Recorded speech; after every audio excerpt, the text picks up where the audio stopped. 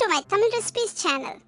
Tamil Recipes channel subscribe பண்ணாதவங்க subscribe பண்ணுங்க and மறக்காம bell button click பண்ணுங்க. ஓகே, இன்னைக்கு என்ன ரெசிபின்னு பாப்போமா?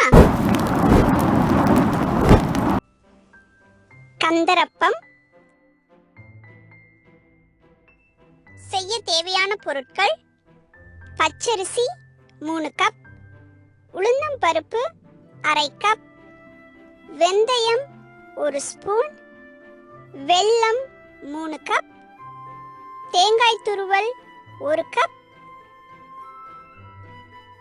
ஏலக்காய் தூள் சிறிது, எண்ணெய் தேவையான அளவு. எப்படி செய்யறதுன்னு பாப்போமா? பச்சரிசி, உளுந்தம்பருப்பு, வெந்தயம் இந்த மூணுத்தையும் ஒண்ணா சேர்த்து ஒரு 2 மணி நேரம் தண்ணியில நல்லா ஊற வைங்க. நல்லா ஊறினதும் தண்ணியை வடிச்சிட்டு அதை நல்லா நைஸா அரைங்க.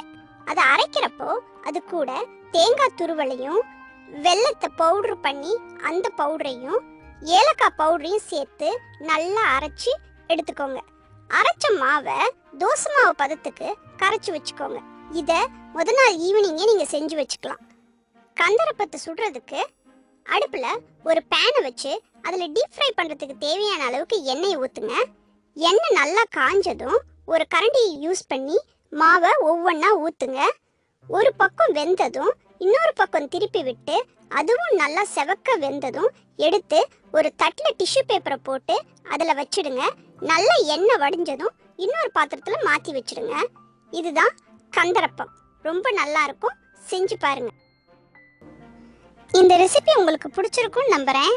பாய் சொல்றதுக்கு முன்னாடி நம்ம தோஸ்து உங்களுக்கு ஒரு கிச்சன் டிப் சொல்றதுக்கு தயாரா இருக்கிறாரு. கேக்குறீங்களா? எல்லாருக்கும் வணக்கம். உடம்புல அரிப்பு இருக்கிறவங்க அது போறதுக்கு கீழாநெல்லி இலைய அரைச்சி உடம்புல தேய்ச்சி குளிச்சிட்டு வந்தா அரிப்பு குணமாகிறதுக்கு அது ரொம்ப ஹெல்ப் பண்ணும். தேங்க்ஸ் ஃபார் வாட்சிங் திஸ் வீடியோ ஃப்ரெண்ட்ஸ். நாளைக்கு இன்னொரு ரெசிபியோட உங்களை சந்திக்கிறேன். ரெசிபியை உங்க இமேஜினேஷனுக்கு தகுந்த மாதிரி வேரியேஷன்ஸோட ட்ரை பண்ணி பாருங்க. அதோட ஃபோட்டோஸ் அண்ட் வீடியோஸை சேனலோட ஃபேஸ்புக் பேஜில் கண்டிப்பாக ஷேர் பண்ணுங்க. அப்புறம் ஒரு முக்கியமான விஷயம் ஃப்ரெண்ட்ஸ், தமிழ் ரெசிபிஸ் சேனலை சப்ஸ்கிரைப் பண்ணாதவங்க சப்ஸ்கிரைப் பண்ணுங்க. மறக்காம பெல் பட்டனை கிளிக் பண்ணுங்க. சரியா? Okay, by.